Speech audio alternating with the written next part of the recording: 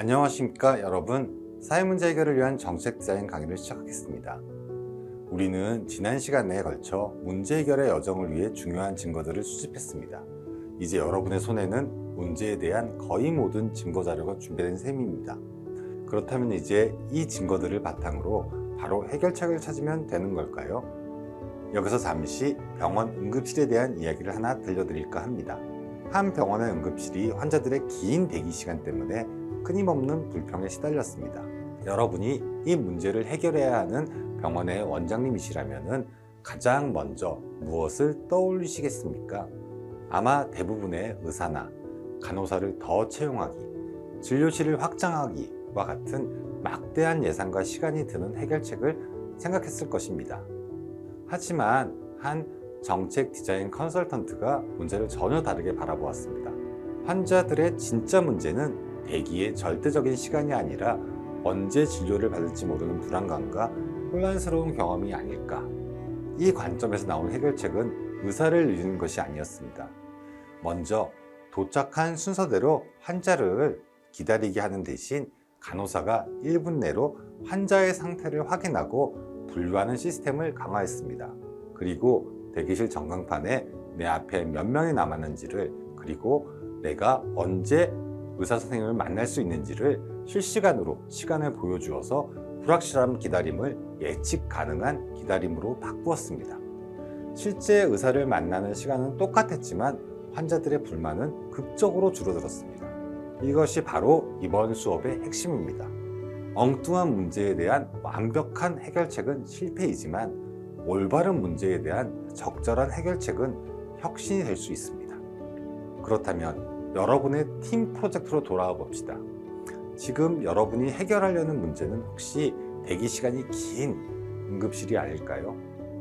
혹시 여러분도 의사를 더 채용하는 방식만 고민하고 있는 것이 아닐까요? 이번 주 내내 이 질문을 마음속에 품고 수업에 참여해 주시기 바랍니다. 먼저 문제의 복잡한 구조를 엑스레이처럼 들여다보는 인과관계 지도를 그려 문제의 진짜 작동 원리를 진단합니다. 대부분 사회 문제는 눈에 보이는 증상과 그 이면에 숨겨진 원인들이 복잡한 사슬처럼 얽혀 있습니다. 우리는 이 시간에 문제의 핵심 변수들을 식별하고 변수들이 서로에게 어떻게 영향을 미치는지를 추적하여 문제를 계속해서 악화시키거나 혹은 제자리 걸음하게 만드는 보이지 않는 엔진, 즉 피드백 루프를 찾아내는 방법을 배울 것입니다. 이 과정을 통해 우리는 두더지 잡기식의 단기적 처방을 넘어 문제의 근본 구조를 바꿀 수 있는 핵심 개입 지점이 어디인지를 파악하게 됩니다. 다음으로 우리는 진단한 문제를 실행 가능한 기회로 바꾸는 How might we, HMW 질문으로 전환하는 법을 배웁니다. 문제의 분석에만 머물러 있으면 이것도 어렵고 저것도 장벽이네와 같이 부정적인 생각에 갇히기 쉽습니다. HMW는 이런 문제점과 장벽을 어떻게 하면 우리가 무엇을 할 수 있을까와 같은 긍정적이고 창의적인 도전 과제로 바꾸는 매우 강력한 도구입니다. 이 시간에는 부정적 사용자의 고충을 긍정적 기회로 전환하는 HMW 질문 만들기 3단계 레시피를 배우고 너무 넓지도 너무 좁지도 않은 좋은 질문을 만드는 노하우를 익혀 해결책을 위한 상상력의 문을 활짝 열게 될 것입니다. 그리고 마지막으로 이 모든 분석과 통찰을 종합하여 우리 프로젝트에 흔들리지 않는 나침판이 되어줄 문제 정의문을 확정하는 방법을 학습하겠습니다.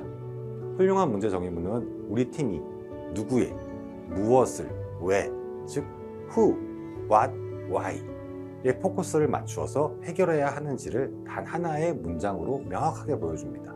이 시간에는 좋은 문제 정의문의 핵심 요소를 담는 템플릿 작성법을 배우고 완성된 문제 정의문이 팀의 방향을 제대로 제시하는지 판단하는 자기진단 체크리스트를 통해 우리 팀 모두가 동의하고 따라갈 수 있는 단 하나의 목표를 세우는 방법을 완성하게 됩니다.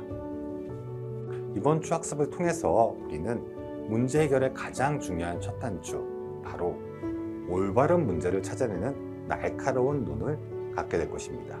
그럼 이번 주 본 수업을 시작하겠습니다.